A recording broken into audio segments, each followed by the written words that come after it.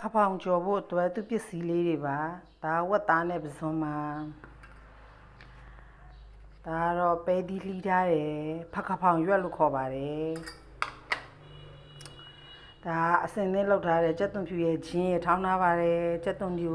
လေးစိတ်စိတ်ထားပါတယ်ငရုတ်တိအတောက်ကိုထောင်းထားပါတယ်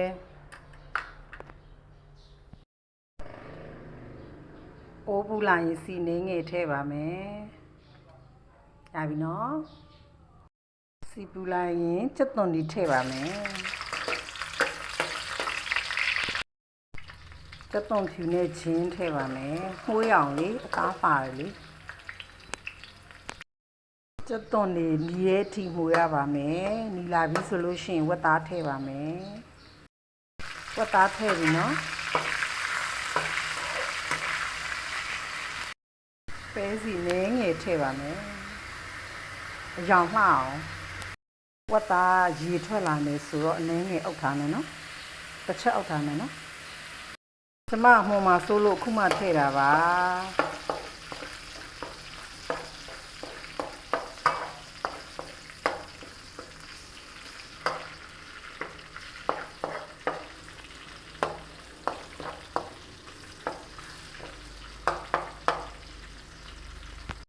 ငရုတ်ဒီလေးလောက်လေးနည်းနည်းကြက်လာပြီဆိုရင်ပဇွန်ထည့်ပါမယ်ဝတ်သားကိုတချမ်းလေးဖယ်ရမယ်နော်ပဇွန်ကိုအရင်လှော်မယ်နော်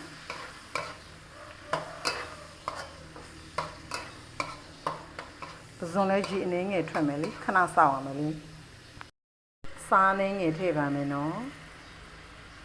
ရှုံမုတ်နည်းငယ်ထည့်ပါမယ်နော်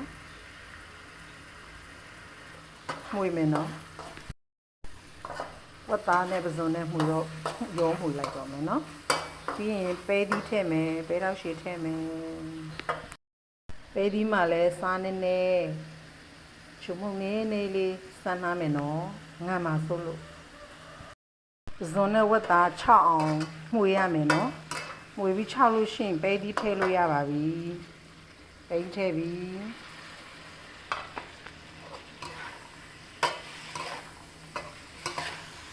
ပဲဒီကနေွားတယ်ကျမအစာများများနဲ့ကြိုက်တယ်ပဲဒီနည်းနည်းအစာများများဖောင်းရွက်လည်းထည့်ပြီနော်တစ်ချက်မှုလိုက်မယ်နော်ပြီးရင်ခဏလေးအုပ်မယ်နော်ခဏပဲအောင်ပဲစီနည်းငယ်ထည့်မယ်နော်ဆိုင်မှာကြော်တယ်လို့မဟုတ်ဘူးနော်အိမ်ရှင်မများအတွက်အိမ်မှာရှိတဲ့ပစ္စည်းလေးနဲ့ကြော်ရအောင်အပေါက်ငံကြီးလို့ပေါ့နေဆိုရင်ငံမြာကြီးနည်းနည်းလေးထပ်ထည့်မယ်နော်ပေါက်ငံကြီးလို့ပေါ့နေငံမြာကြီးနည်းငယ်ထပ်ထည့်မယ်နော်6နေပြီပြလား6ရင်ချလို့ရပါပြီမြည်ကြည့်တာတော့ပါပဲရှင်ရတာရှိလိုက်တာမြည်ကြည့်တာရတာတော့ပါပဲရှင်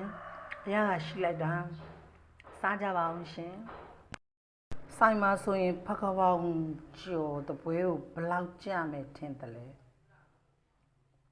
ကျမအလာကားကျွေးရနော်စားကြပါအောင်ရှင်